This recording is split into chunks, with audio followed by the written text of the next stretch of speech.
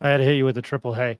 You know, as I listen to that intro, I feel, and Rick will know this, and I'm going to blow, Ed and Kurt don't have to address this comment, but that sounds like Cameron's Hey Boy, or Oh Boy. You know what I'm talking about, Rick. Mm-hmm. Did Eric make that music himself? It is good. I did. Yeah. Hey, Producer on the side. I don't have a joke there. Anyway, hey, welcome to another episode.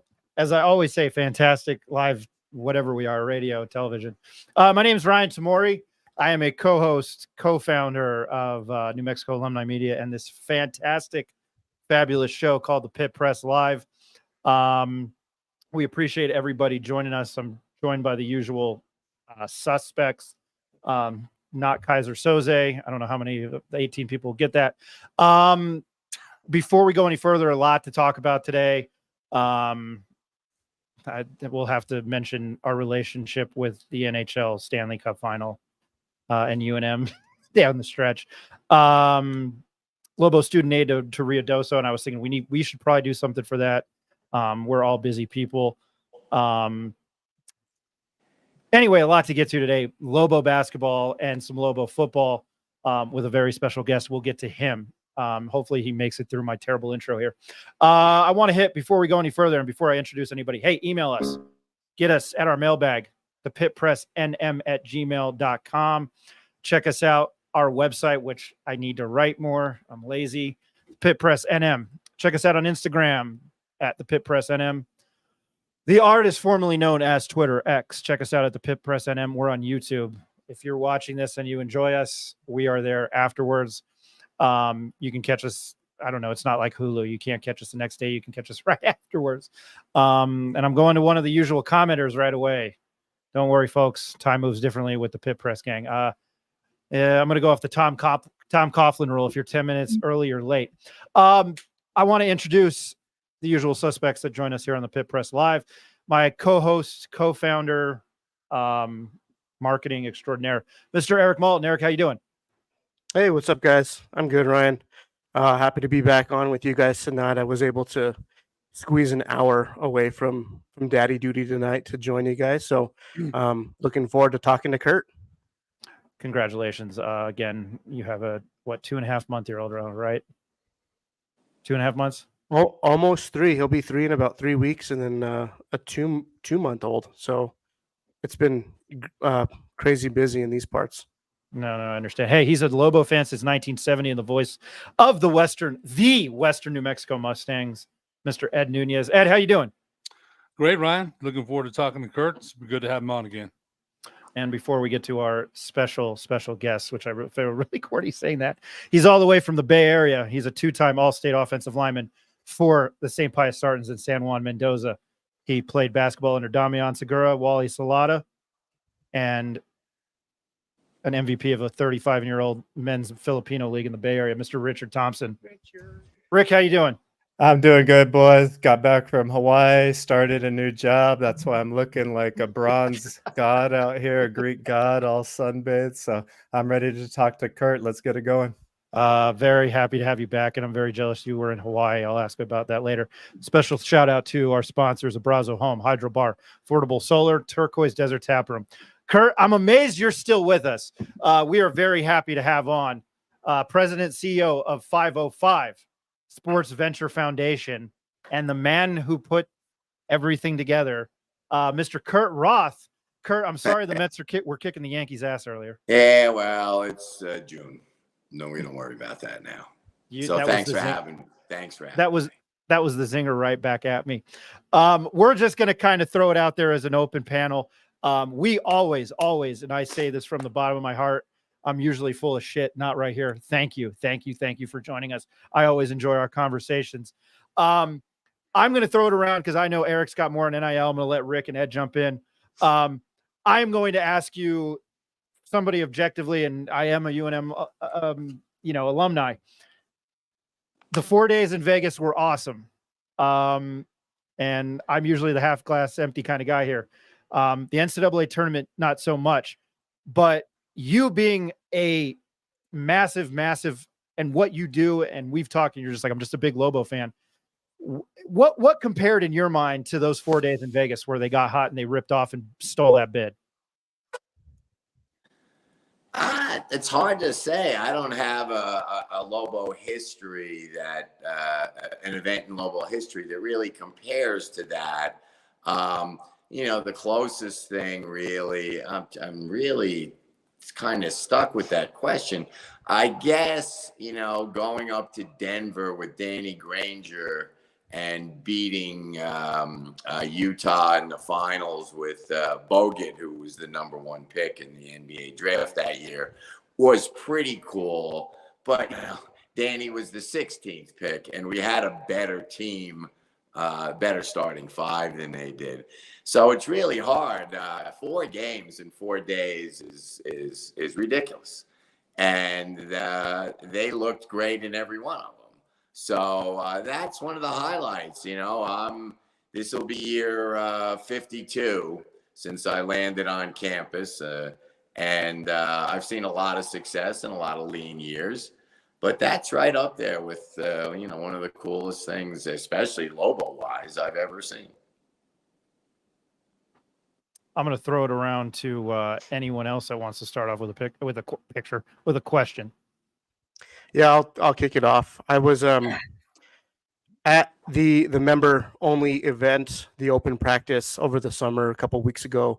You had a chance to meet my little guy. He was running around kind of mingling with some of those Lobo players, but really cool event. I think it was one of the first ones that you guys held over the summer, open practice, get introduced to some of the new guys. Really want to know what you have planned for the summer, not only just kind of limited to basketball, women's basketball, but football and getting people involved. Those events are just kind of a really good opportunity to get to know some of these guys. Well, the next event we have, great question. And yeah, that was fun. Actually, it was not an open practice. It was a meet and greet, and a practice broke out. So after there,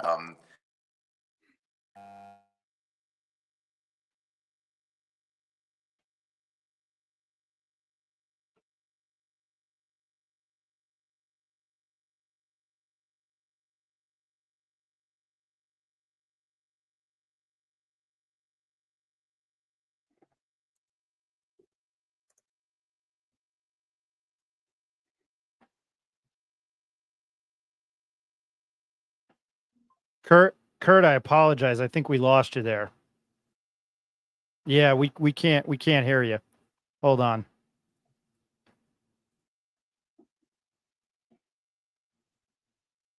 I know.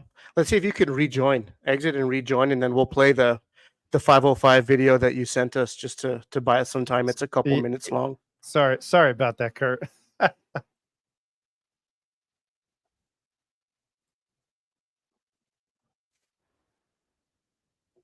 Technical difficulties.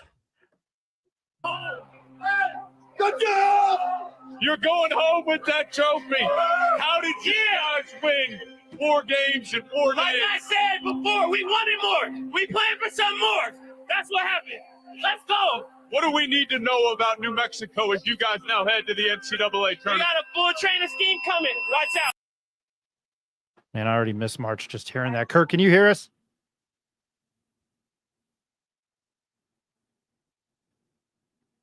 And he's back. Kurt, can you hear us? Don't think so. Nope. All right, hold on. We're gonna cut to a commercial, and we'll try to bring Kurt back.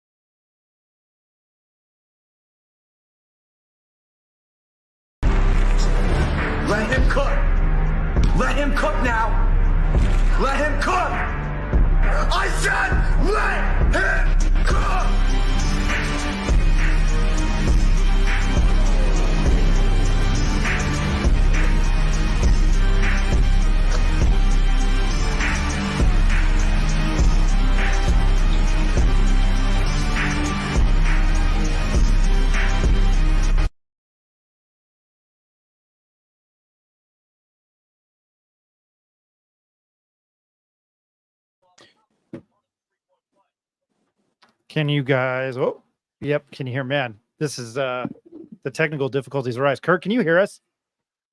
I can. Perfect. I was back. There, we're back. I don't remember the question. That was Eric. So hey, to anybody watching, sorry about the technical difficulties. Well, we were asking, Eric asked about events coming up in the future, and I was talking about we'll have a women's event at end of August. Not sure when the full team is here. Hey, and then in August we're going to kick off the football season, and we're going to have a public tailgate right outside the stadium. We're really, really excited about Bronco football, and then we're planning our fall events banquet. We'll have a basketball banquet. We'll have a golf outing, kind of the same thing. And we will be hosting practices throughout the season. I'm going to ask you directly, obviously. What did you think of the Bronco hire? That everything's throwing me off tonight. I suck. What did you think about the Bronco hire? I was stunned. The bottom line is, just from a financial place, Bronco walked away from the last 2 years of his Virginia contract. And last year would have been his sixth year, I guess, on that deal. And I'm sure he would have been extended if he was going to stay. But he was well over $4 million annually. And he's at New Mexico for 1.2. So the fact that we were in that game for a guy like him was surprising to me. And I've gotten to know him really, really, really well in the last 6 months since he's been here. We work together on a regular basis. In fact, tomorrow we're doing a photo shoot on the field for Albuquerque, the magazine, with about 25 guys who are under contract with us. And I've traveled around the state with Bronco, Hobbs, Carlsbad. I've seen about 5 of his presentations here in Albuquerque, and he's amazing. He's inspirational, and he's gonna be successful here. I want to follow up on that. I think there's a lot of Lobo football fans that hear that. Go ahead. Kurt, I want to follow up on that question, because for a while, practices were, and this is just a question, not a statement, but for a while, practices, were closed. He seemed to be a little bit secretive, but I think it's important that you're saying that his presentations, he's trying to sell the team, he's going around the state. I thought the hiring of Bronco Mendenhall, and Ryan said it, I've been a Lobo fan since 1970, and that includes football. I thought his hiring was just as important as the hiring of Steve Alford as head basketball coach when they brought Coach Alford in here. One of the things that journal writer Sean Ryder keeps writing about when I read his articles is the attention to detail, his coaching, the attention to detail. Can you comment anything about that? Now, they came out, Sean Ryder said the other day, he can't see New Mexico winning more than 3 games, but because of the schedule questions in the secondary and maybe, depth on the offensive line, he's very excited about the running back room. And Donovan Dent here, would you care to comment about what you might foresee for Bronco Mendenhall's first year? We'll see a team that, will play harder, will be really, you'll see improvement from the get-go. A couple of issues, though. I'll start on the negative side. The quarterback, after Devin, there's no depth at this point. No one has really stepped up to say, I'm going to be the number 2 guy, because invariably in college football, especially with a quarterback that runs like Devin, he's going to get nicked up, and there'll be a game when he goes down, he has to sit out a series. It's just the nature of college football. That's a problem. The depth will be a problem. The offensive line starting is huge. Again, it's questions of depth. But I think this team was good for 5 wins, and I think we're going to be thinking, well into October that, wow, if they can sneak this one out, we got a bowl shot here. I just have that confidence in the guys, in the staff. Now, early on, I know there are a few people here who watch and maybe even on the show who care to wager occasionally. And the original, Oh yes, I've heard rumors to that effect. The original line out of Vegas for the total wins was 1.5. that is correct. I believe that but you had to lay 235 to bet over on that. I've been told That's a lot of that juice. July 1st, and I can't remember the big company, and obviously you can't do this in New Mexico online, but the line was going to come back up at 2, and it was a minus 120 bet. I think that's a steal. I wouldn't even surprise. I mean, I could be wrong. And we've had 3 winning seasons in the last 17 years. And I've been excited over the past 17 years more than once that we were going to be better. I could see New Mexico beating Montana State at home. Coaches left, even though they were, the top of that division last year. And it'll be interesting to have Arizona open up with Danny in their first game against the Lobos. So stranger things have happened, but the coaching staff that I've been with at events, I golfed with 3 of the assistants on Friday. They actually are humored by that number. And they have no doubt they'll go past that. And neither do I. First off, what'd you shoot? Well, it's a scramble. We shot really well. I'm not going to brag, but I will. I played in 5 outings in the last 9 days, and on Friday I played on a team, the ProView team. Actually, both days, for Saturday and Monday, I played in New Mexico, the NMAA tournament, and we finished 3rd both times. So we came out with prizes. So we played pretty well. I have to say, well, I won't drop any names. It's all local guys who were really good. I made a few putts and smoked some cigars, but the rest of my team was really good.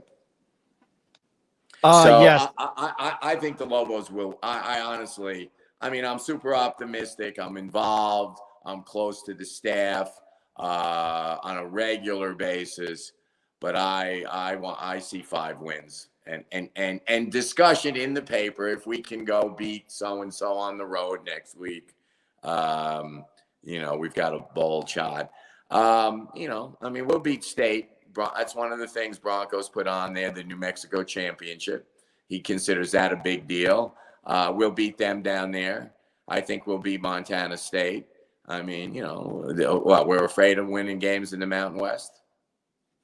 I'm more confident than ever. Yes. So yeah, FanDuel about a month ago came out with their over-unders, and it was 1.5. I didn't see what you had to pay. That was 235. That was FanDuel. So 235 to 100.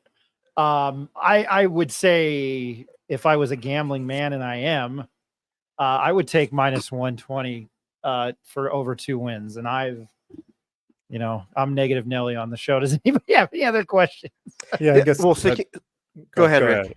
Yeah, I was just going to say one positive thing that came out of Sean Ryder's podcast that Bronco was talking about is, my understanding was, nobody transferred out after the spring period in that other portal window in which they gained players. So to me, that means the culture is being instilled. These guys are buying into it, and they're hopefully going to show it on the field. And I guess just, Kurt, moving forward with football and kind of looking to the future of the potential of maybe merging with the Pac-12 or a combination of teams making a new conference. Do you have any thoughts about what the Lobo football team, do they need to improve in order for UNM not to be left behind, or are the other sports programs strong enough to give UNM a chance to be included? That's a great question. There's this whole realignment stuff and the NCAA, going winless in every court case they take,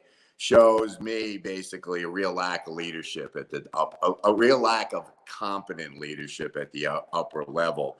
It's disgraceful that the Pac-12 doesn't exist anymore. That's a disgrace. What happens going forward? I don't even want to venture a guess, but I will tell you that not only for conference realignment, but for our goal at 505 SVF, football is really important. It can make or break this town. We saw, if you paid attention, the Boulder Chamber of Commerce put out a statement, a little report. I don't know how accurate it was, but it was pretty damn consistent. Tuesday or Wednesdays after home games. Basically, the Buffaloes went from 27,000 attendance per game last year to averaging they sold out. They sold 80,000 seats every game. Now, the economic impact to the city of Boulder was anywhere from $12 to $17 million per weekend. Now, we're not going to draw 41,000. We're not going to fill up the stadium. But going from what they were announcing 8,000 people at the games last year. The last game, there was 3,000 people at that. If you were there, you knew it. The economic impact to the school, the city, and the state, if this team is bowl eligible again and we're drawing 25 to 30 and then selling out New Mexico State and San Diego State, whatever the big game is one of the things we're working on. We've operated on a basketball-only money-making program at UNM. And until 505 came on the scene and Richard Pitino, it's a great partnership, we hadn't had a sellout except for New Mexico State in 10 years. Well, that's changed. So when we turn football around, and Bronco is going to turn football around, the impact will affect the state, and will it affect conference realignment? You can certainly hope so. Bronco told us he wants to go to a bowl game and he doesn't want to go to the New Mexico Bowl. I mean, I'm sure he'd take it year one, but he wants to take the people to support the team, show up at the games. He wants to take them somewhere cool for a bowl game. And I think he'll do it. Will it happen year one? I don't know. That's wildly optimistic. Will it happen while Bronco's here? I believe it will. So, yes, I guess a long-winded answer is success on the football field would make the Lobos much more attractive for any realignment. And Bronco says it. He thinks, the desert knows no mercy is his theme, and he wants UNM's field to be the biggest home field advantage in the Mountain West. Sticking with the economic impact portion of the college sports, and Kurt, you're a businessman. You've been doing it for a long time.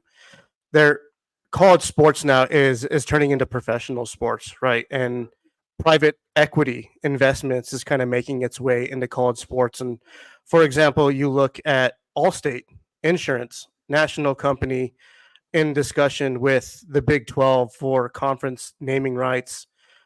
Gloria Navarez of the Mountain West Conference said they were kind of all ears. Kind of a vague statement on her part, but I think they got to listen to anyone who's willing to kind of infuse some money into the conference and kind of keep things relevant. And then even at ground level at University of New Mexico and University Stadium, logos on fields and sponsorships kind of floating around. Do you see the local market here in Albuquerque and even just New Mexico getting involved on that level to kind of infuse some money into the program and generate more of a support system? Well, perfect question. We met about that. That's our goal at 505. We've gotten great support from longtime donors. But if we don't, and I'm not an alarmist, but I'm just talking the truth. If we don't get the local business community involved at all levels in our movement and support of the university, the Lobo hopes for Division I success in men's football and basketball are nil. So it's do or die in my opinion. And it makes perfect sense because football, like basketball, can be our major league sport. I mean, the city seems willing to pour in millions of dollars into a minor league soccer team, and that's fun. But it's a minor league soccer team that will transition every year and have different players. And I enjoy going to the games. I love the waving of the flag, but come on. That should be every home game in the pit. That should be at University Arena for University Stadium for football. And it's a do or die. If we don't do it, we'll be, we can go play with Montana State and those guys. I reference the Big Sky. Go ahead, Ed. You mentioned, you talked about Bronco Mendenhall, what you think might happen. I'm just going to make a comment. I've been a Lobo fan, as Ryan said, since 1970. Football has been a hard sell here. Paul Krebs wanted Rocky Long gone. That was a huge mistake. They hired Mike Locksley. That was a disaster. They brought in Bob Davie, who actually got the Lobos to 2 bowl games. But the concern for me, and it's just a comment, and I want to know maybe what you think about it. They went to 2 bowl games. The attendance meter at University Stadium, 22,000. They really didn't move that much. And they had some real talent in that backfield. Maybe some of the most talent UNM has ever had as far as running backs and speed. Now, I certainly hope you're right about that, about University Stadium. It's just I've seen it, and football for the last, since Coach Long was here, has been a hard sell. So you're optimistic? And I mentioned to the guys on the show about the Mendenhall effect, and you've seen it. He had 1 losing season at Virginia, and then 10 bowl games. There's going to be an effect. So again, I guess my question is, what makes you that optimistic about a sport that's been a hard sell here in Albuquerque? Well, Bronco, personality of Bronco. I don't know. I don't remember. I listened to the podcast. Every Bronco appearance kind of goes together with me. I mean, this guy hired a staff in 16 hours. There's 2 coaches on the staff. When Bronco called and said, "I'm back," they said yes. And he said, "Wait a minute, you don't know where we're going." And then one of the wives said, "We're coming with you." That's the loyalty this guy. I've been around Lobo football since 1973. And, my first Lobo game I saw in Arizona State put up 72 points or 69 points. And we had 5 NFL players on that team. And the place was pretty full. And we had some good attendance in the 70s. I just think it's a different time. I think people are hungry for it. And I think once the personality of the team emerges, I think it'll captivate Albuquerque. I understand the historical problem. I'm a proud UNM grad. How many people at UNM talk about their days at tailgate parties? None. There's no history of that. There's no fun at the games. There hasn't been. So it's a big mountain to climb. But I think if we don't climb it, the future of Division I athletics at the big, at the basketball, women's basketball, men's and football are in doubt if we're not successful. One, getting the community involved, and I think that means football has to win. I think it will. I'll also say this. I've been in the real estate business in New York City. I still maintain an office that's run by sort of my successors in the financial district in New York. And I've sat at tables now 38 years with developers worth $500, $600, $700, $800, $1 billion.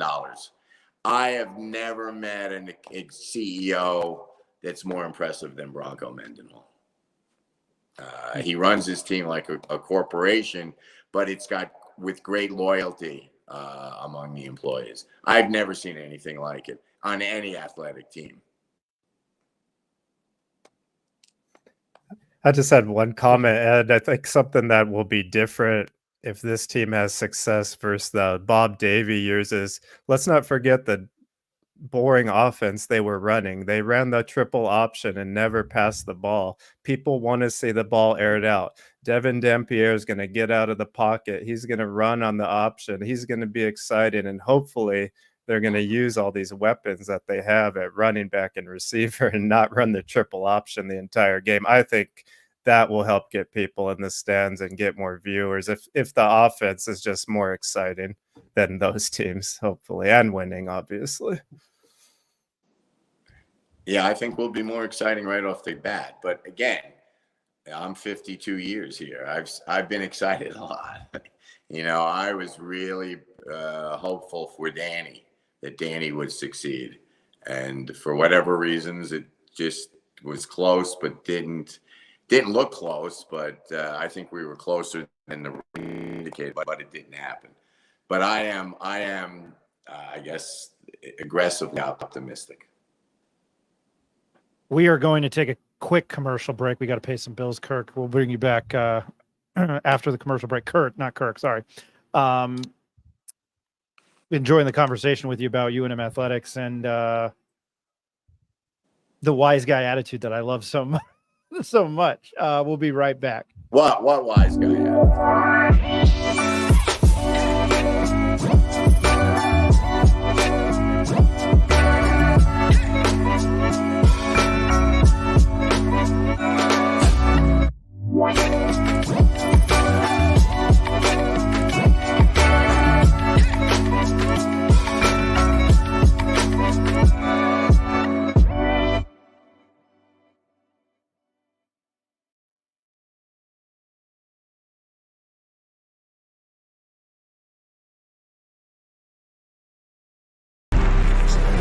Let him cook.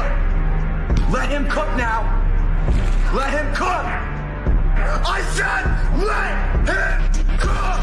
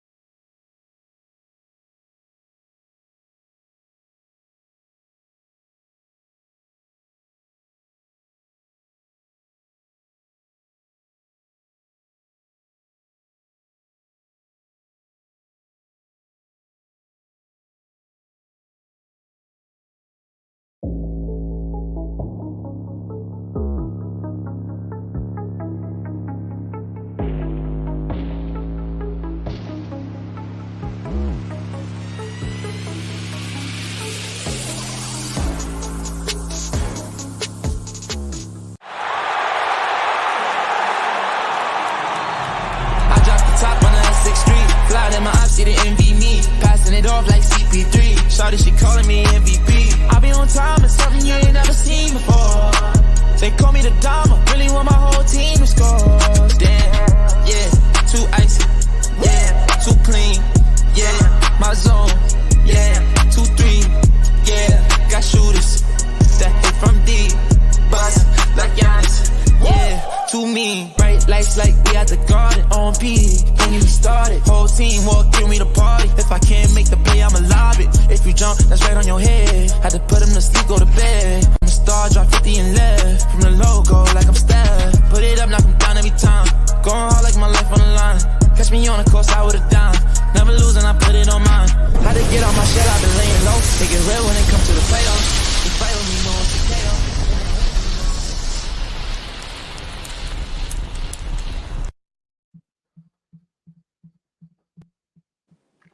I hadn't seen that before, Eric. That was pretty cool. And Kurt, I'm sorry about the wise guy comment. I will. We were talking football, and I think I started the conversation off with basketball, but I think I know our listeners, one of like 5 to 10 places in the country where basketball precedes football. And we're talking about it at the end of June. Obviously, I cannot wait for college football and bringing the video game back in about 3 weeks. So can't wait. But anyway, you mentioned Richard Pitino earlier, and I don't want to throw. Everybody's asked a good question, but me. But I don't want to necessarily be a softball question. But I mean, we've talked about it. Somebody mentioned it, that they've called it the Lobo basketball renaissance. But I mean, we've had you on the last 2, 3 times the last 2 years, but I think I just want to just straight up ask, like, if I could spit it out, what kind of impact has Richard Pitino have, not just on UNM basketball, not just on UNM, but Albuquerque as a whole in your eyes?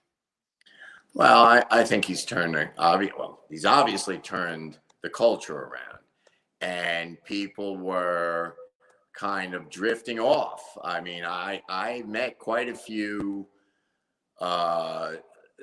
older people of substantial worth who had told me they stopped buying season tickets, and they were excited again.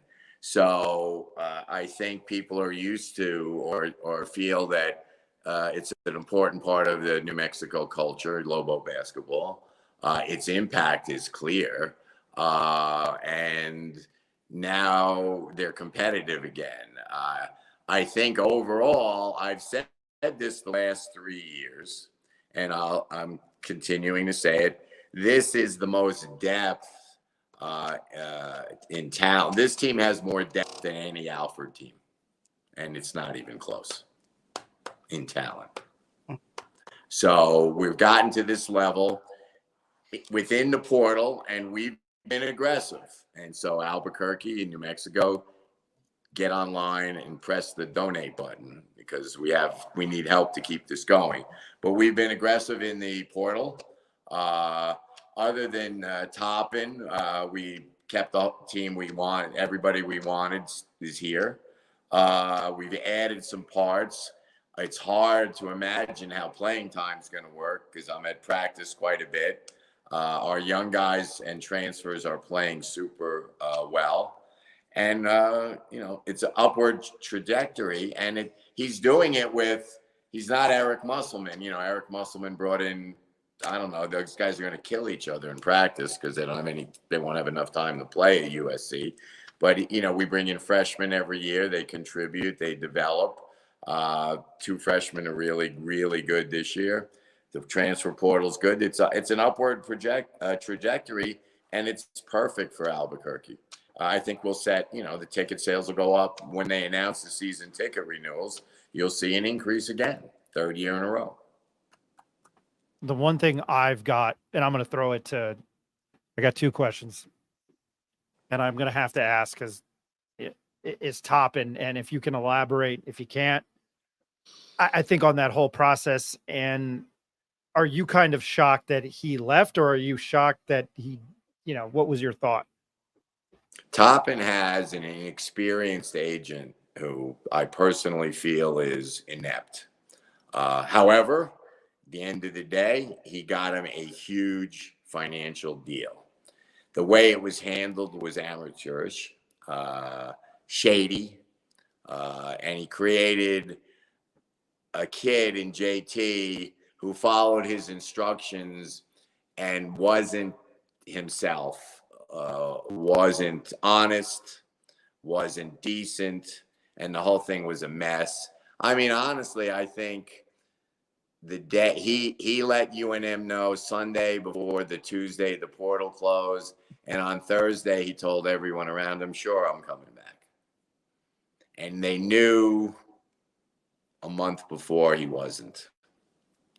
So it was really handled poorly, but I don't have 100% confirmation, but JT hit the jackpot financially. And I don't agree with the prevailing thought that JT Toppin is an NBA player. I don't think he is. If he is, he's, what position does he play? Guard? He's 6'7". But if he can string together 3 years, another 2 years after this year of the amount of money he's making, his financial career over 10, 12 years of professional basketball, he will not. I don't think JT, I could be wrong. He might make an NBA roster, make the minimum NBA salary is less than he's making this year. So if he puts together another 3 years at those numbers, his professional basketball career will be a success, assuming he doesn't make the NBA. So handled poorly. The result financially for him is good. The result for him reputationally within the program and out in the industry is not. Kurt, this is why I love you. That was a very candid answer. So he told the players that he was coming back right before the transfer portal closed, and then he said he was, but you had knew that he was leaving. I didn't know. I thought he was leaving in January when I met his agent. Gotcha. We did not hit it off. And then what ensued afterward, after he left, was just bizarre and inept, unprofessional. It's his agent's first real guy, and he has a young staff of inexperienced professionals. He doesn't have a lawyer on his staff. It was just poorly handled. It could have been, had he been honest, he could have made the announcement the day the portal opened, which is he knew he was going at that time. There was no question in hindsight that he was not staying, but he said he was. I lied because I know these other guys want to get in with questions. I'm going to throw both questions at the same time. How was the process working with Donovan Dent and getting him back, and the schedule? I am a happy man, and guess who will be at the Garden? So I hope to see you there because again, my family's from there. It is, Ed, throwing it in there, the New Jersey connection. The process of getting Donovan Dent back, which I think collectively, and even from a guy who doesn't know jack shit about basketball but loves watching college basketball and losing on college basketball, he's a very important piece of this puzzle, I think, for you and Pitino, and then the schedule. So just bringing Donovan Dent back and your thoughts on this schedule. And I wish Jacob was here because I absolutely love it. Well, counting Donovan Dent was the foundation. Would have been a strange deal to not see him out there today at the basketball camp. But there were some factors. Donovan Dent will be paid a substantial amount of money.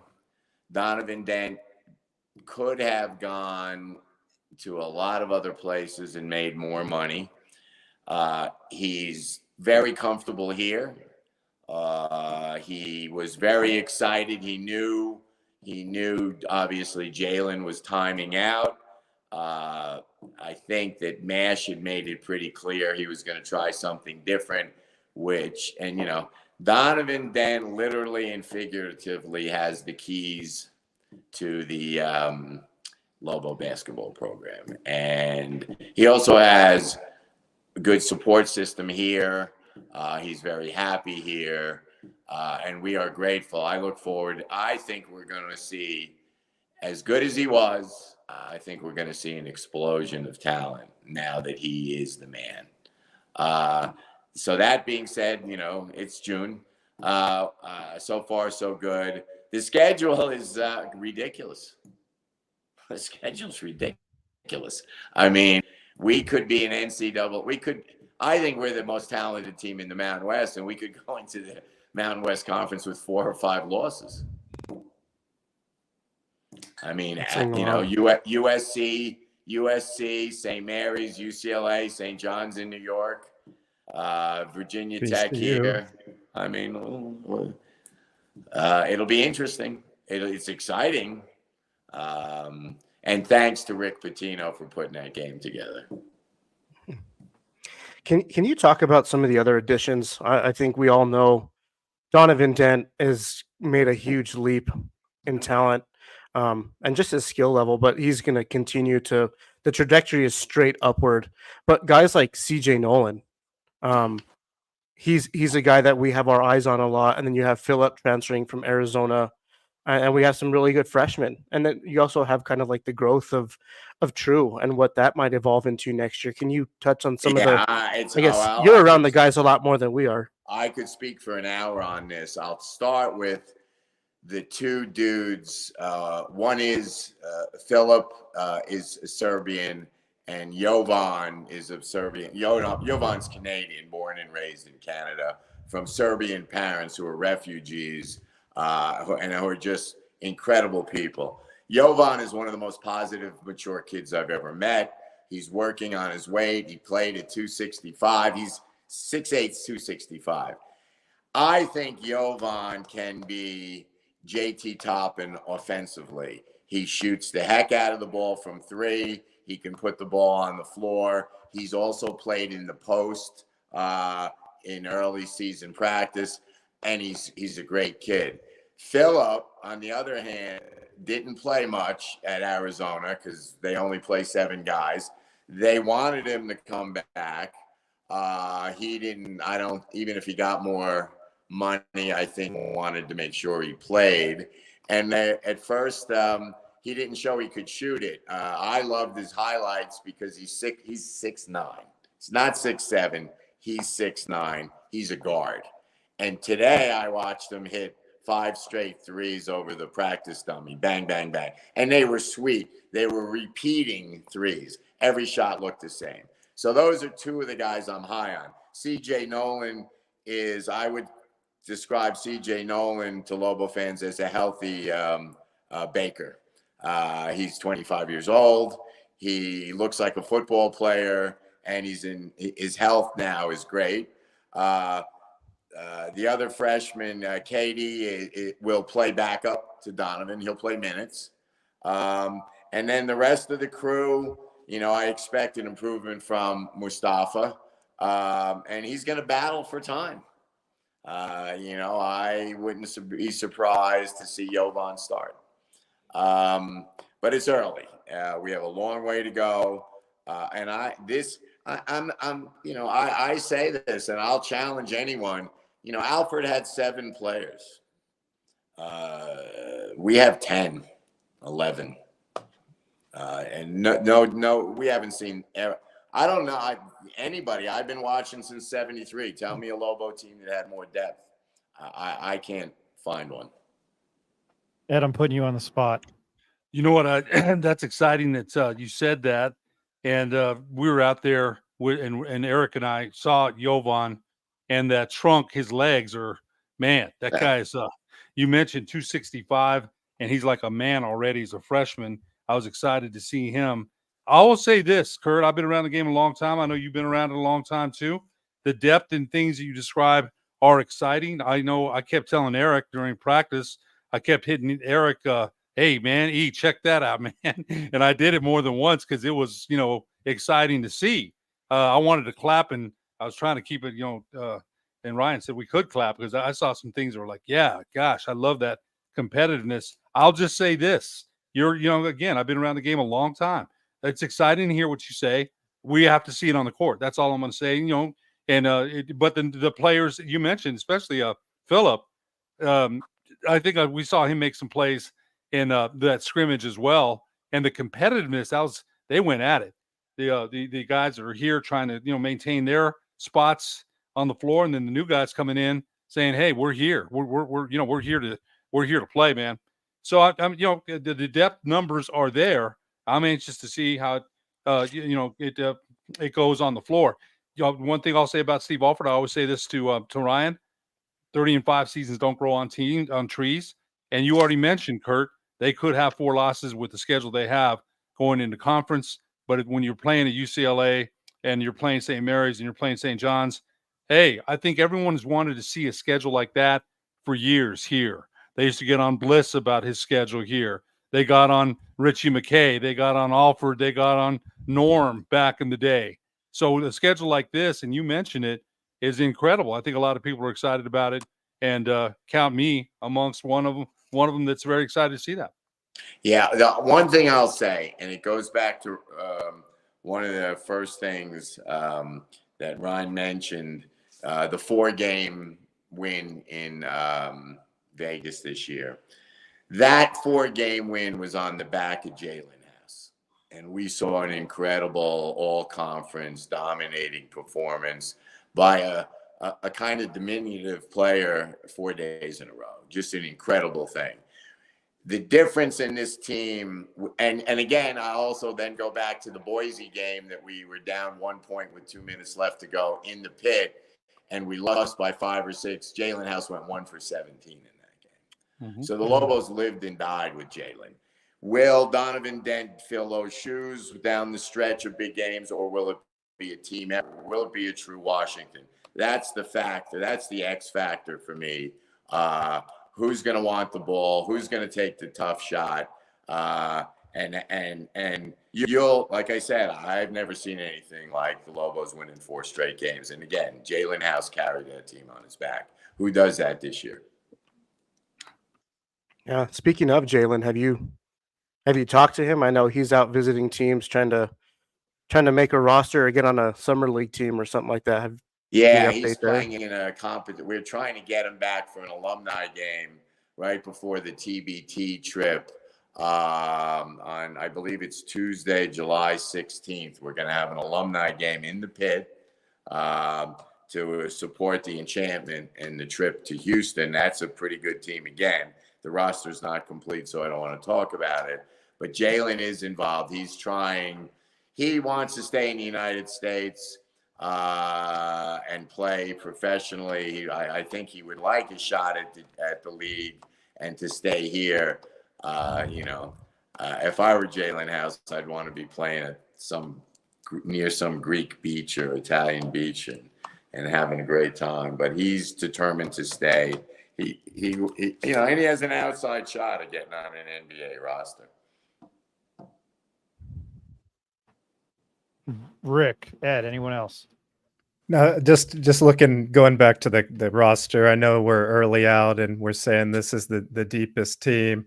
And I've already asked Ed and Eric this since they've been at the practice. But what I kind of foresee coming next year is if Donovan Dent and our guards aren't able to hit outside shots, we're going to see what Clemson and some of the other teams did at the end of conference play, which is kind of sag off and cram the paint and not allow Dent to penetrate. Do we see any other guys shooting the ball well besides Philly B out there? Is there any hope for other shooters on the team this year? I think Jovan might kickouts. Jovan's a great 3-point shooter. CJ Nolan shot 38% last year. So, and I don't know, Mr. Applehands, I don't know if he's going to get the time. I'm rooting for the kid. He went through hell last year and hung out. The question is, can he play defense? And we'll see.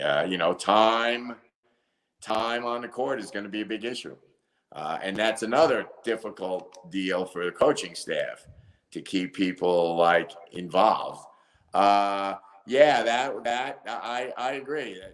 Do we make 3-point shots in the game enough? I think the answer will be yes, but it's June. Well, I think that's a good question, Rick, because on UNM, the men's basketball team released their podcast today and had Quentin Webb on it. And Quentin Webb kind of explained what his role was going to be this upcoming season. And he 3-and-D, right? He was trying to work on his catch and shoot and his ability to be able to shoot the three. I think we saw it a few times last year. He just didn't see many minutes. One name we really haven't mentioned too much, but he's an athletic 6'6", maybe 6'7". Any hope there? I love the kid, but with it Ricky said it. Got to shoot threes in this game. Other than Nelly, you've got to be able to make an open three. So Q has an incredible motor. He works his ass off. I'd love to see him in there, but when he gets in there, if he can't score, it's going to be hard for him to get time. I'm rooting for him, and I think there was a couple of I think a game against Clemson. I think more than them telling us to make threes. Mash made his first shot, missed his next 10. How often is that going to happen? But I think Clemson was just bigger at every position. And a guy like Q could mix it up in that scenario. And we chose not to do that. We kind of stuck to we were just too small.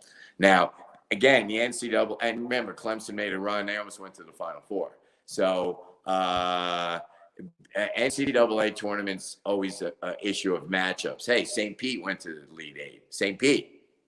So what you have to do is get to the championship every year. And sooner or later, you catch a great draw. Somebody gets upset, and bingo, you're thinking about playing on Saturday in Houston or wherever. So that's where we are. I think the overall the program's in great shape. We will compete. We will be in. I think we'll all be talking in February about where we are on the bubble, on all, what it's going to take to win the Mountain West. I think the Mountain West, first team that wins the regular season Mountain West is a lock to get in every year, and I think the Lobos will be in the hunt for that. I am going to ask. We didn't want to steal this from Barstool Sports, but before we went to comments, since we've got Kurt on, and I'll share the screen. If you listen to Pardon My Take with Big Cat, and we're not affiliated with Barstool, FYI. But if you listen to Pardon My Take, they always do a Mount Rushmore. Well, at Barstool Lobos, we're giving you the credit because we were talking about this and during the summer and the dog days of summer. So I want to give at Barstool Lobos credit. The Mount Rushmore. So your top 4 Lobo basketball players of all time.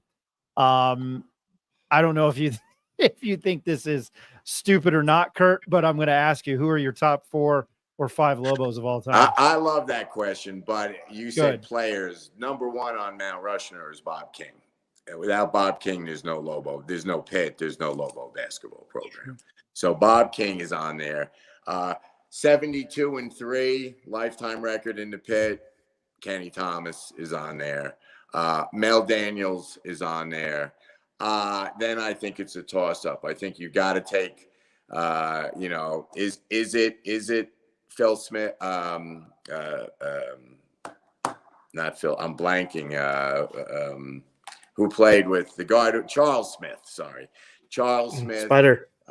Leading scorer of all time. Now, if you talk to Kenny, he reminds you that there was litigation his freshman year with the NCAA. They wanted to make him ineligible, and there was a stay of that case until his senior year. And he had to sit out. They settled the case his senior year. He sat out the first 3 or 4 games. He's 60 points behind Spider and the leading scorer. So he'll tell you to this day, if he played those games, he's the leading scorer.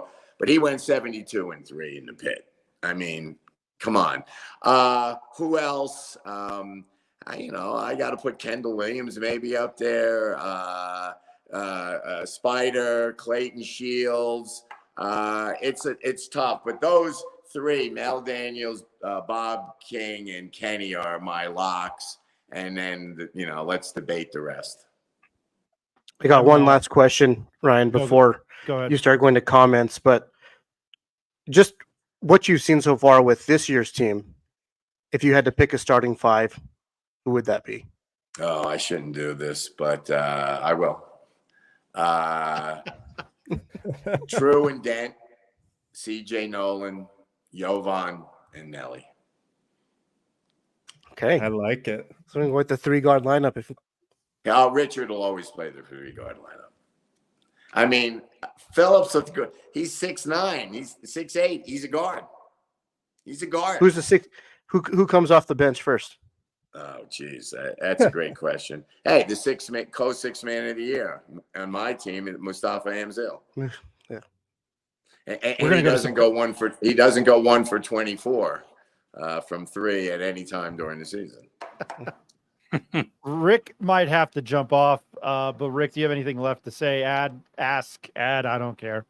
No, Kurt, thank you for joining the show. Always a pleasure to hear your thoughts. We really, really appreciate your answers. And everybody else, thank you guys for having me on. Hope there's a good NBA draft tomorrow, and I'll let you guys have at it. Thank you, guys. Take care, Rick. Thanks, Take care, Rick. Rick. Yeah. All right, here's some comments. Let's see what we got here. Usually positive comments. Nobody called the 4 guys that aren't bald pinheads. Yeah, that was fantastic. I got to go to my guy. Stop, collaborate, and listen. Ice is back with a brand new invention. Ice Baby. Ice Baby, good to see the full crew. Ben Wysong, appreciate Kirk and 505 SV, I believe F for all that they do for UNM student athletes. And I will go to Ronnie Chavez here because it is a question. I'm wondering how the 505 Sports Venture Foundation compares to what other programs are doing.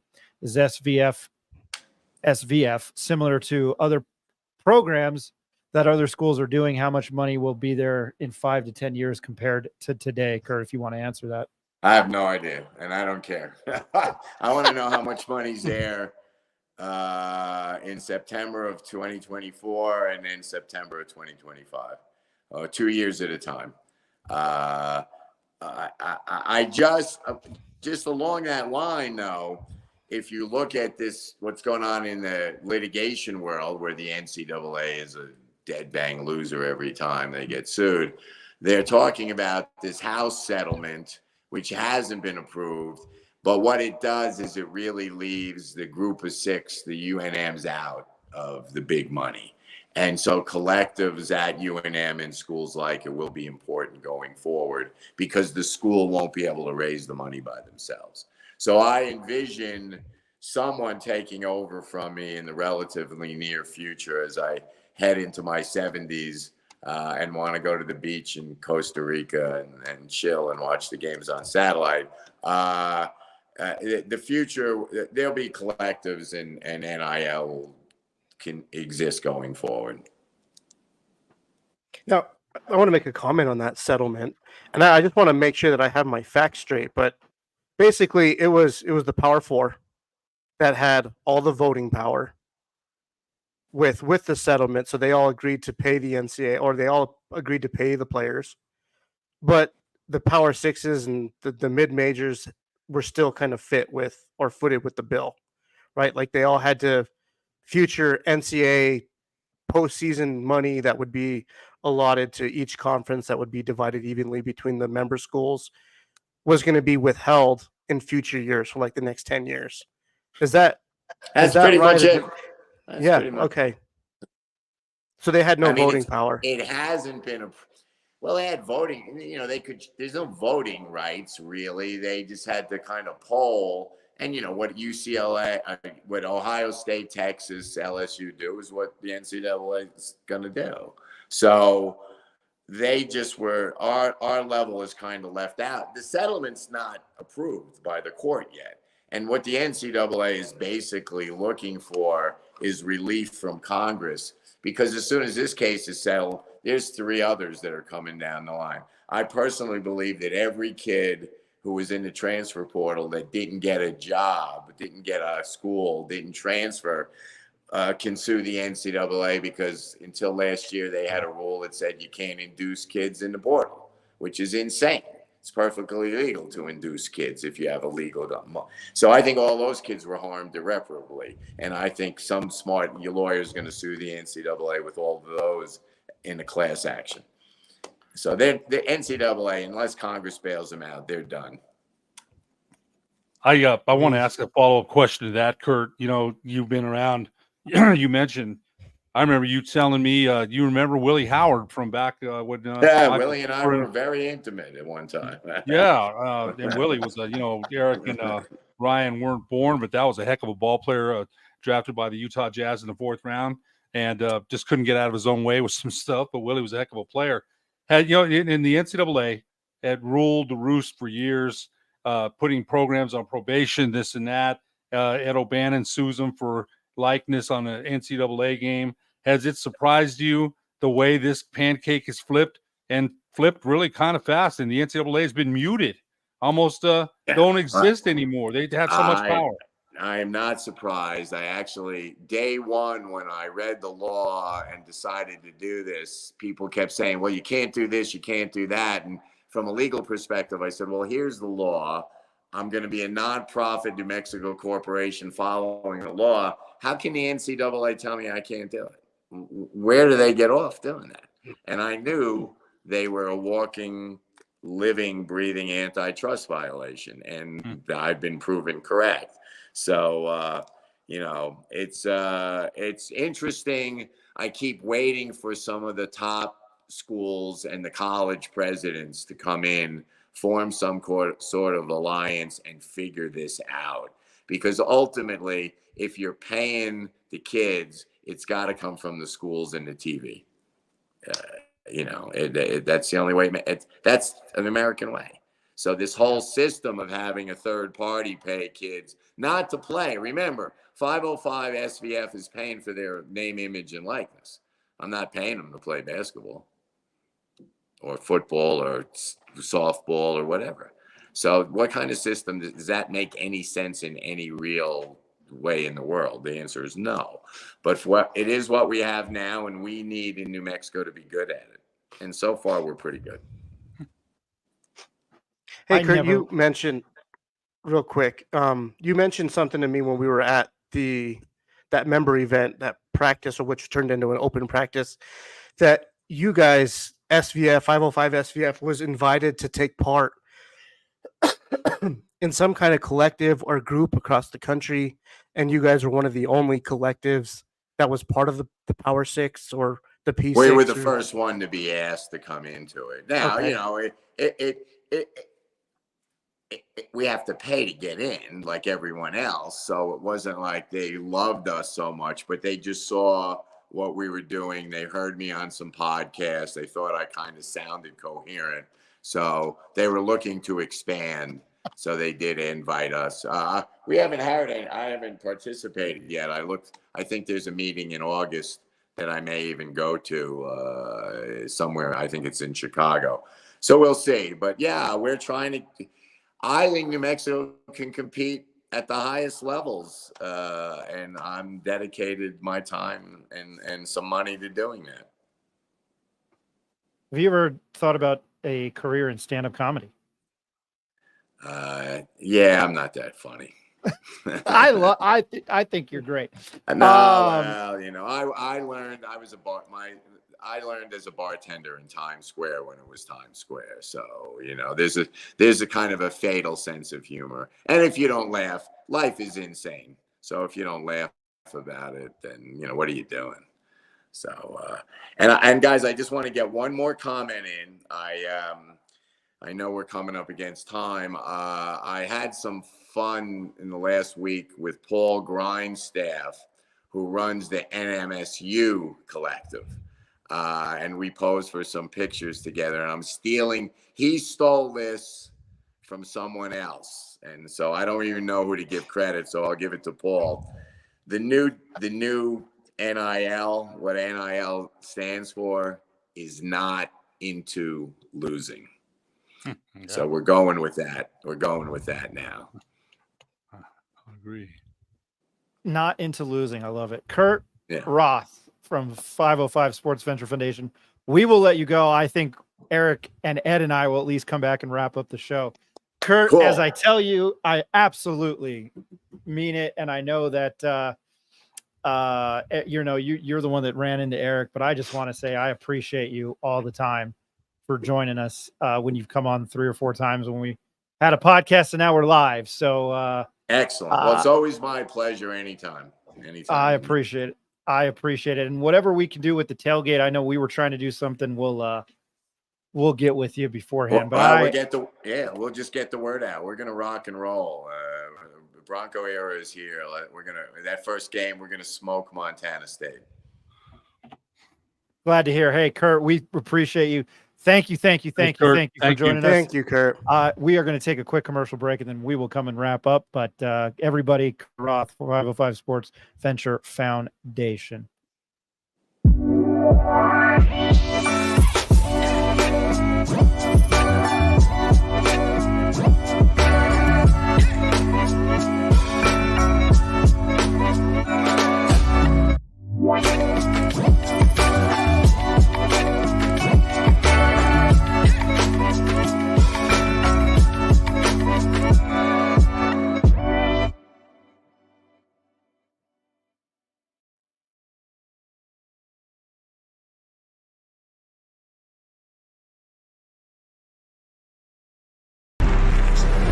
Let him cook. Let him cook now. Let him cook. I said let him cook.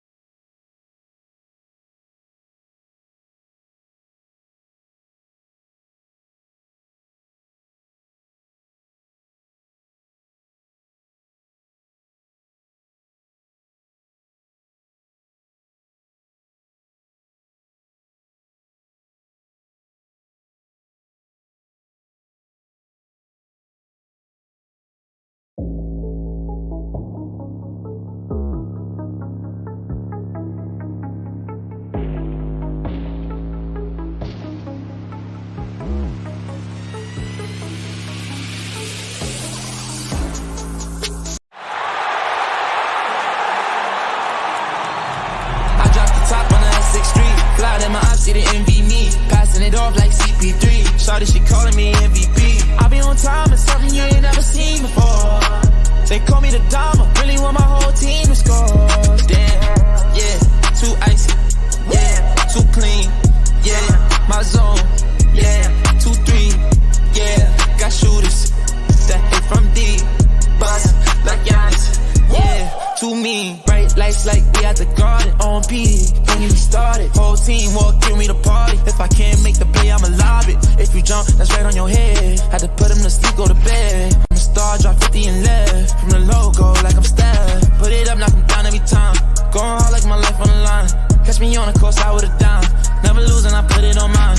Had to get on my shit, I've been laying low. They get real when it comes to the playoffs. You fight with me, no one's a KO.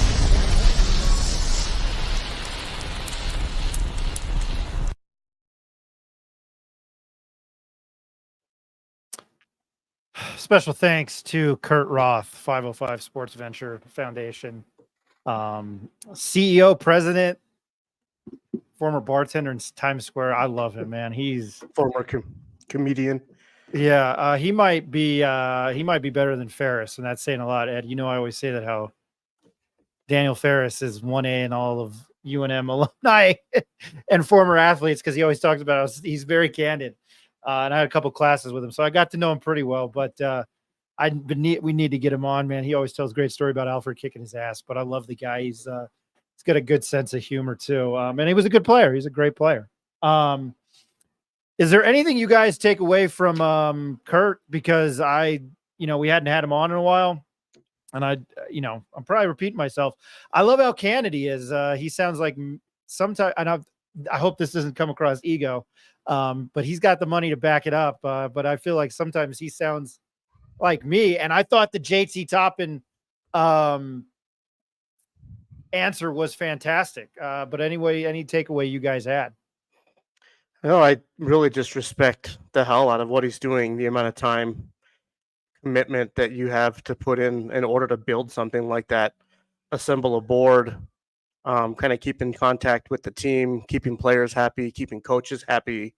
Obviously, he wants to be involved as much as he can, but also has to respect that there's some boundaries that can't be crossed either. But from what he's been able to do in the 2 or 3 short years of the existence of 505 SVF is pretty remarkable. And really just want to encourage any fans that want to see these programs, both football, basketball, and then other athletic programs, to continue to be successful, to grow. This stuff is here to stay, especially with the NCAA settlement stuff kind of looming. Money, naming rights, big corporations, private equity. It's turning into professional sports. And here in New Mexico, we don't have a professional sports team. The Lobos are our professional sports team. So there's plenty of ways to support them. There's the Lobo Club. I'm really trying to effort to get Jalen Dominguez on the show, who's the president of the Lobo Club, to kind of support them too. There's just a lot of ways that people can get involved because this is our local community. And this is kind of why we decided to build this platform, Ryan and I, when we had a sit-down conversation about 2 years ago. Really proud of what we built and how many viewers. Like right now, we've got over 200 viewers watching us. So it's obviously the community's out there. We just have to get more people involved and to commit to continue to build this thing because we're going to get out of it what we put in. Ed, I will get to you in a second. I think it's very cool that we had Kurt Roth on, and it's the three of us who were the original just podcast a year and a half ago. My background is journalism. I wrote for the Daily Lobo. There it is, Ed. There's both of them, New Jersey and the Daily Lobo. And that's my background. I don't do it. My piece of paper is over there in what I built here. Out of our own money, and we do have sponsorships. Not to the level of Kurt's doing it, something completely different. That's my background. It's not like I just flipped this on and kind of not know what I was doing. To a certain degree, I still don't know what I'm doing. I'm probably a shitty host.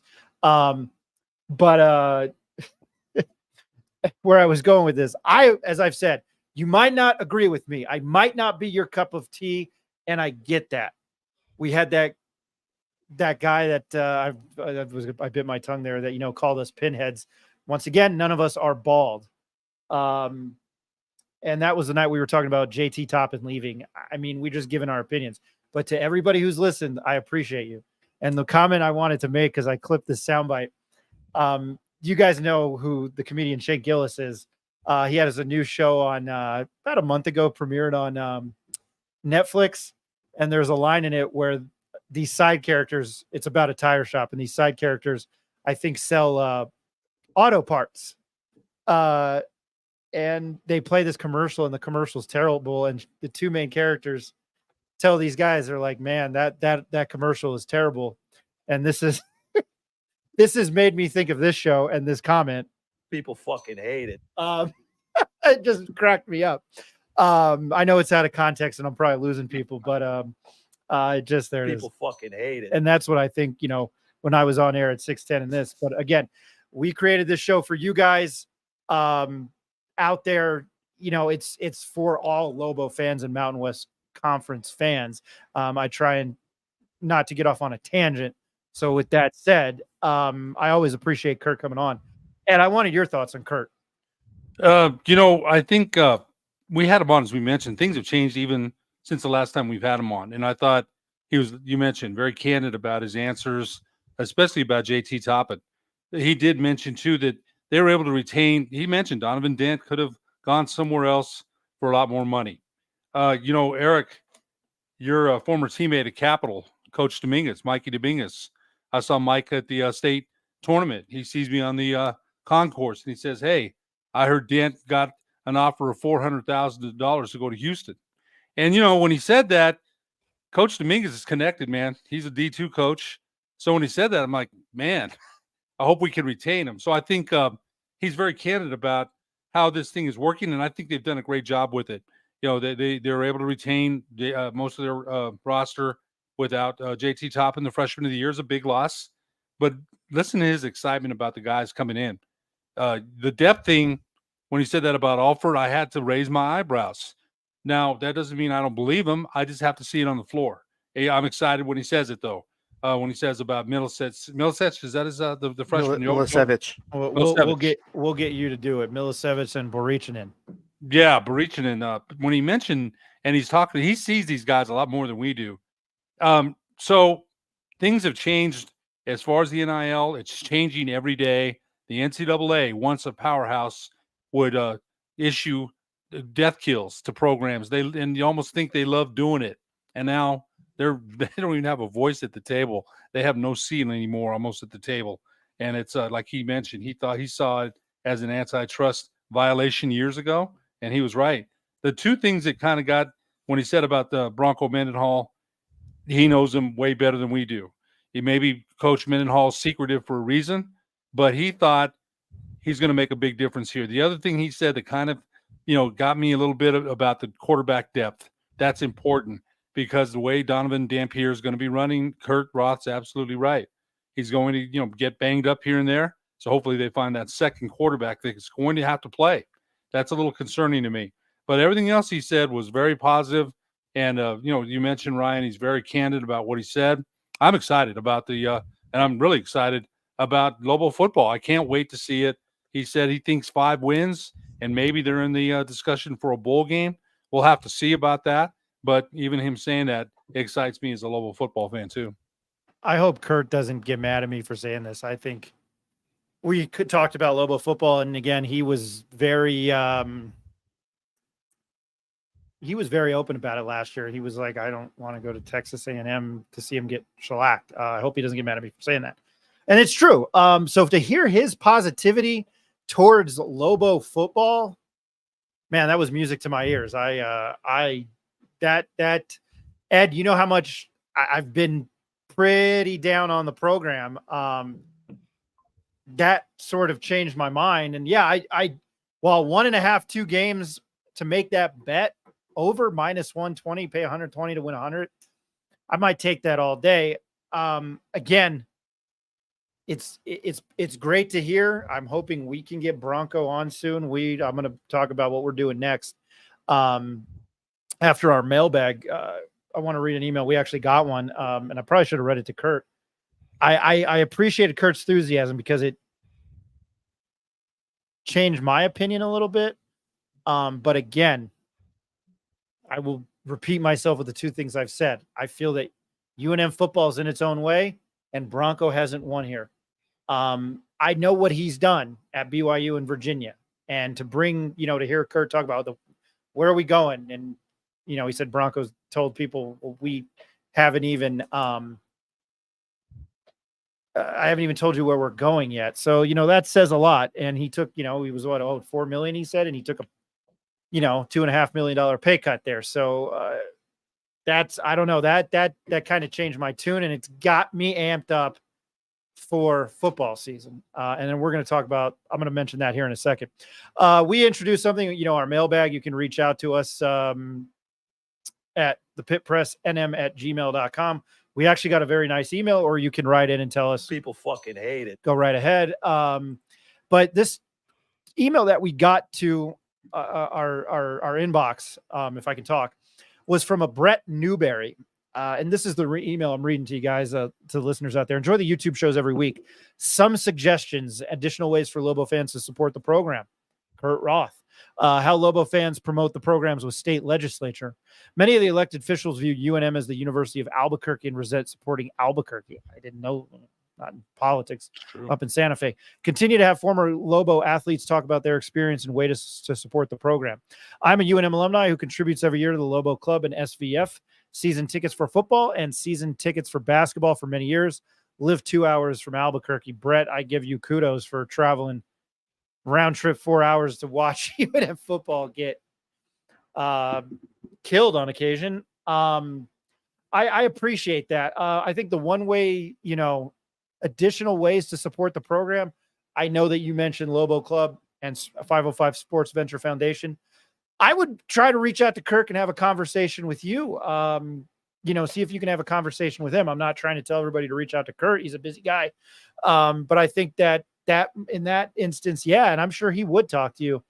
I've never heard of many elected officials viewing UNM as the University of Albuquerque. I've never, ever heard of that. I don't know about you guys. No, well, there was a tweet exchange going on, like, I want to say 2 weeks ago, with Jeff Grammer and someone else. I think it was a fan at New Mexico State. And the narrative was that UNM got turned down for more money at the legislator level for grants and whatnot. But it's always been that way because UNM asks for a lot more money for projects. New Mexico State's strategy is, let's not ask for the farm. Let's just ask for what we think is reasonable. And they always get a little bit less than UNM does. But UNM is the reverse psychology approach, is let's ask for everything and see how much we can end up with. So there's a discrepancy in how much each school is getting from the state, but UNM is asking for boats and boats loads more, where New Mexico State is just kind of asking for something more modest. So it's just a change in the approach is what Jeff Grammer, and I think that's the way I understood kind of the context of the conversation, but that's what I took away from it. Ed, I'm going to go to you in a second. I have a few things to say about that because I talked to the Roundup paper, the student newspaper at NMSU. I was originally going to go to NMSU. I was going to apply there and go because the UNM journalism department wasn't credited. But then I wouldn't have had the pleasure of running to Mike Loxley in a bar or covering a 30-5 men's basketball team that got to the second round. Secondly, this gentleman that I talked to from the Roundup, this is not a Lobo versus Aggie thing. He mentioned, that many in Las Cruces feel that they don't get the funding. And I understand that. And I want to make it clear. Yeah, I'm from Albuquerque. I went to UNM before I met Mike Loxley and Frank Mercogliano. I was a diehard UNM football fan. I've mentioned on this podcast, I've lived and died on it. And I'm to the point of being objective, the objective in me. NMSU made me a lot of money last year, the football team. It was phenomenal. I enjoyed watching them, and because it was it was close in proximity. I just think that UNM needs to step back a little bit because I think that their shit doesn't stink. And I'm not a perfect person, trust me. I've definitely tried to reflect and work on myself the last 3 years. And I think that and I've got to mention, we talked about it last show, Ed. I was really appreciative of Eddie Nunez being very kind to my mom and my son at the final fall practice last year, the scrimmage with Danny before the season started. But my issue with just not the athletic department at UNM thinks that their shit doesn't stink. And UNM athletic department think that their shit doesn't stink. And yes, it gets under my skin, and I probably am a little jaded for that. With that said, I'm still from here. I'm going to tell you what I think about them regardless, whether it's good or bad. I thought they were, yes, 1.5 points better than Clemson, and I was wrong. Also thought UAB was 7 points better than San Diego State. And I just wanted your thoughts on what Eric was saying there. You know, I think, to what you're saying, there's a lot of people that hate Albuquerque. I know that. I've got some coach friends. I'd rather not mention their names, but they'll tell me all the time, man. When the seeding and selection show comes on for ProView Networks, that's one question I wanted to ask Kurt about how his show's doing. He's been doing a show on ProView Networks for a couple of months now. But there's some guys that I won't mention names, and they'll tell me, hey, man, we got this seeding because we're not Albuquerque. We're not from Albuquerque. I've heard it more than once. They'll one friend of mine. And I don't mean to interrupt you. I've never heard that, and I've never thought about it. But then again, I'm not the biggest high school fan here. I'm sorry to interrupt. Yeah, one friend of mine is very candid about what he says. I'm not going to repeat what he says. And he's a very good friend of mine, very good. But there's a lot of people that think that in the legislature from down. I'm not going to say who, but they think that. Yeah, Albuquerque gets everything. We don't get anything. I'll give you an example. This is smaller. This is Western versus Highlands, right? So Scott Noble, the Western New Mexico athletic director, who I love to death, that's my boss out there. He says Highlands gets 10 more million than we do at Western. And so this is funny. I saw, that little puddle jumper I take, right? The 8-seater. I saw Lieutenant Governor Howie Morales on the plane. He's from Silver. So I went up to him and I just made this up. I said, Mr. Lieutenant Governor, I talked to Scott Noble. He's really looking forward to what you're going to do for Western. I just made it up. He never said anything like that at all, but it put it in his head. They've got a field named after Howie Morales baseball field at Cobre. So these kind of battles, that's a little off the Albuquerque trail, but they go on, and Eric knows that there's a lot of people not from Albuquerque that don't like Albuquerque and feels like Albuquerque gets everything and anything they want. So yeah, I've heard it more than once. Well, I couldn't wait to get the fuck out of Albuquerque. I since I've moved back, I have appreciated the traffic except for Unser. God, it's like being back east. I've never thought about that with the high school coaches around the state. It's never affected me. I've always believed that UNM gets a little bit more than NMSU, but for those of you that are regular listeners, and we've got probably new listeners, and thanks to Kurt for that, who we have had on. I'm going to say it again.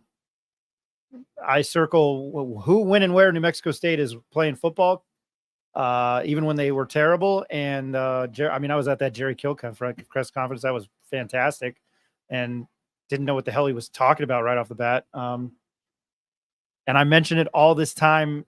I've mentioned it a billion times on this show, and I'm sure it gets under Lobo fans' skin. Who's the last team to beat UConn in the tournament?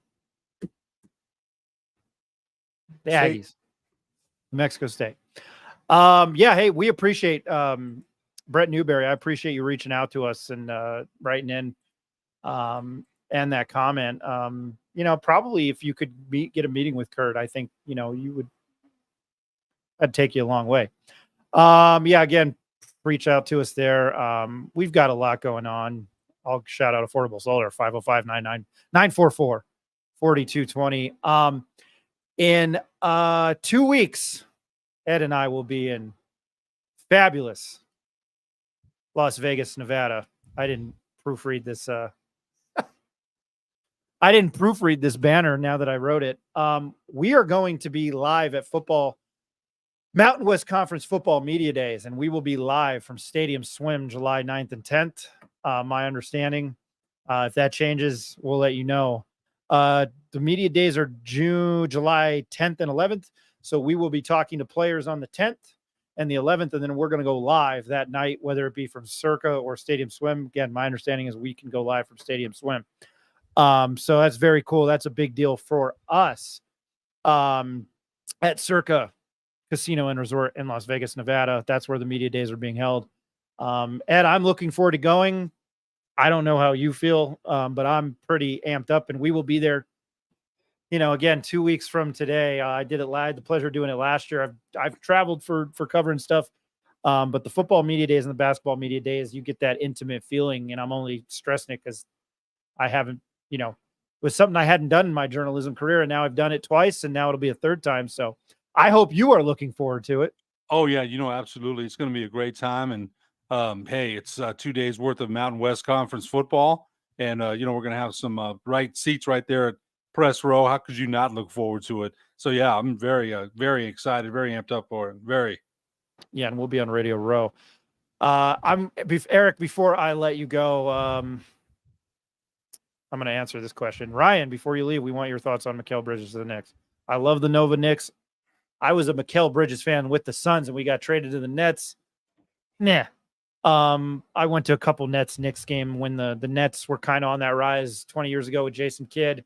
Vince Carter wasn't there, but Kenyon Martin, Richard Jefferson, and the Knicks, that damn 94 team and that damn 99 team that's probably broken my heart. But yeah, I love Mikal Bridges. I even bought an auto graded card from him. I'm not just saying this, I'm a big Mikal Bridges guy. And then to get, them becoming the Nova Knicks, I'm amped. So I just wanted to answer that question. Yeah, because that happened while we were on live. Eric, do you have any final thoughts? Nope. Really glad to be back on with you guys tonight. I've been taking a little bit of a hiatus on daddy duty, and man, having 2 kids under the age of 3 is no joke. So people that have more than 2 kids or more than 3 kids, I don't know how they do it, but happy to be back on. Glad Kurt was able to join us. He's always nice to talk to. Had a good conversation with him at UNM. So we'll be there too. Once the girls kind of have their open practice, Ed, if you have some time, maybe we can drop by and capture some footage and get a first look at them. A lot of new faces that came in, portal transfers, stuff like that. So we'll continue to bring you guys as much as we can. We're trying to get closer to the program and just kind of keep our content fresh and give you guys kind of the fan perspective with an inside look and get as many guests on that we can. So I appreciate everyone out there that's following along, and you guys are kind of the reason that we keep doing this thing. So thank you. Very quickly before we get out, Jimmy H, 100% best show ever, guys. We appreciate that. Eric Markham, best show ever. Or I don't know. This is a great show. Sorry, I just made that up. Appreciate everybody. We will come to you from Thursday. I just want to throw out this just because of the summer days. I've been trying to do our own show on our network. I'm going to probably talk a little bit more national stuff. I'm not doing it tonight. Thursday night, I don't know if Eric's got anybody lined up. I've got my former friend, coworker, Isaac Avalusea, who works for Axios in Philly. I worked with him at the Daily Lobo. We became good friends. He doesn't pay much attention to UNM, but he's just always good to talk to give you his opinion on anything. I'm sure we might share some stories, but he'll be on, and then I'm going to have to just talk a little bit about anything national. Chris Bangle, who is a national NHL writer for CBS Sports, he's going to join us. I wanted his thoughts on the NHL, the Stanley Cup final and what I don't know. It was fantastic. get his thoughts on that, and then maybe we can throw something else in there. Find out what we can talk about. But I just wanted to throw out those guests. I have Isaac Lavalacea from Axios Media in Philadelphia. He's a Daily Lobo alumni. Wrote for the Santa Fe New Mexican, knows James Barone, Will Weber. He knows a bunch of guys here in town. And then Chris Bangle. Again, we are the Pit Press under New Mexico Alumni Media. Tuesday and Thursday, 8 p.m. live on YouTube, Twitter, X, the artist formerly known as Twitter. Again, this is a show for, the UNM community. We appreciate everybody watching. I appreciate the usual suspects in the comments. I'm going to go to this last one. Are you guys allowed to take someone with Are you guys allowed to take someone with you to those closed door practices? Maybe do something with people watching? No, we are not. I apologize. We are not allowed to do that. I was a credentialed member of the press. We are technically credentialed member. We are credentialed members of the press. We are credentialed through UNM. That is a big fat no. I already piss off UNM enough. So no, I apologize, Ronnie Chavez. I would guess donate to 505 Sports Venture Foundation if you don't. I want to thank again, Kurt Roth, 505 Sports Venture Foundation. Head over there. For more information, 505sports.org for more info. I love talking to Kurt. It's like I said, it's probably up there with Dontrell Moore and Daniel Ferris. Those are my trifecta there. Rick Thompson, appreciate him. I don't think I dropped this while he was on. Richard. So Rick Thompson, thanks for joining us. As always, the usual suspects. Ed, a Lobo fan since 1970 and the voice of the Western New Mexico Mustangs. Thanks for joining us tonight, Ed. Oh, it's a lot of fun. Thanks for having me on. And my co-host, business partner in this endeavor, that is New Mexico Alumni Media, Eric Moulton. Thanks again, man. Yeah, thanks for watching, guys. All right. We will talk to you Thursday at roughly on Pit Press time, 8 o'clock Mountain Time on YouTube and the Old X. Everybody have a good Wednesday and Thursday. We'll talk to you then.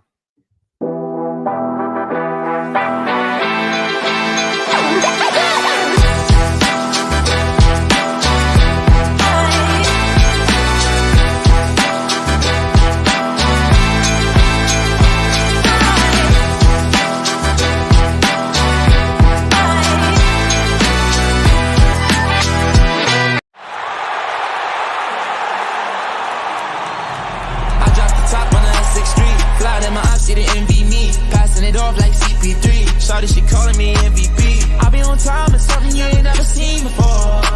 They call me the Dama, really want my whole team to score. Damn, yeah, too icy, yeah, too clean, yeah, my zone, yeah, 2-3, yeah, got shooters that hit from deep, bust like Giannis, yeah, too mean. Bright lights like we at the garden, on P. When you started, whole team walk through me to party. If I can't make the play, I'ma lob it. If you jump, that's right on your head. Had to put him to sleep, go to bed. I'm a star, drop 50 and left. From the logo, like I'm Steph. Put it up, knock him down every time. Going hard like my life on the line. Catch me on the course, I would've done. Never losing, I put it on mine. Had to get on my shit, I've been laying low. It get real when it comes to the playoffs.